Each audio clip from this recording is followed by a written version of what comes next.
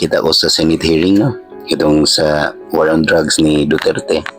Sinasabi nyo ba na ang mga drug users at drug criminals ay dinideserve nilang mamatay na lang kaysa pumunta sa jail?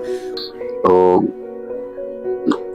kita po ko sa mga previous na post nga katong asa man ang mga dagko ang mga drug lords.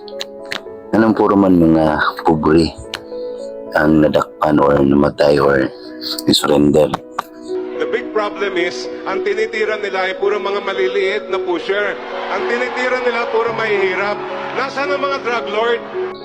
Siyempre, masulti na nila kaya nagsultian na, no? Mga dato. Naman sila'y gwardya silang bahay. Nana sila'y mga bodyguard. Wala na sila kasuway nga maglakaw nga maginusara diha sa daan. Na mahadlok ka, basin tulison ka, or snatchan ka. Wala sila kasuway nga iguli ni silang ilahang balay, ikawatan na sila.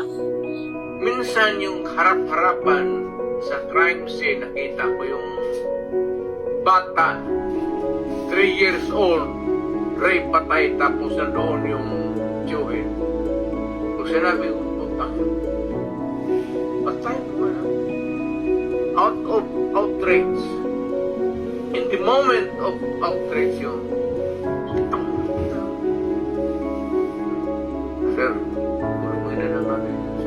O dyan, hindi ka nagdala ng syudad eh. You never had a chance to solve the problem of the community. Thank you, Mr. President. Ano yan? Pabalikin ako, sir. Gagawain ko uli yan. Dublado. Kitang mga pobre ang kabalo unsay tinuod na resulta ng drugs. Ako personally na biktima ko ana. Bisan gani silingan na mo ug ako din mismong kauban sa panimalay.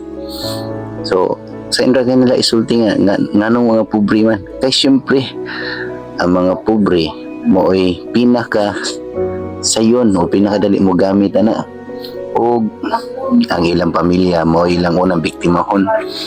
Syempre kadtong mga dagko o mga dato ang mga tao dito sila kasuway ana. Bisan pag nanuyop na sila, safe na sila kay silang balay, gwardyado na sila. Pero kami, mga pobre, kami may maka-feel mo nang na-appreciate na mo itong war on drugs. Mga pobre may naka-appreciate ato ug mas daghan ang mga pobre kaysa mga dato. Kana mga dato may kamusulti nga inyo raman ang gipili, mga pobre raman. Kami may naka-feel ato sa resulta to. Na-feel na mo nga safe to itong panahon na. Karon, balik iling mga kawat.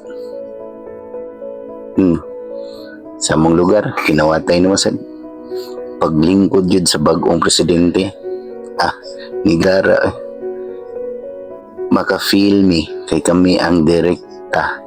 Kami ang pinaka-unang maka-experience sa damage nga gihatag ng drugs.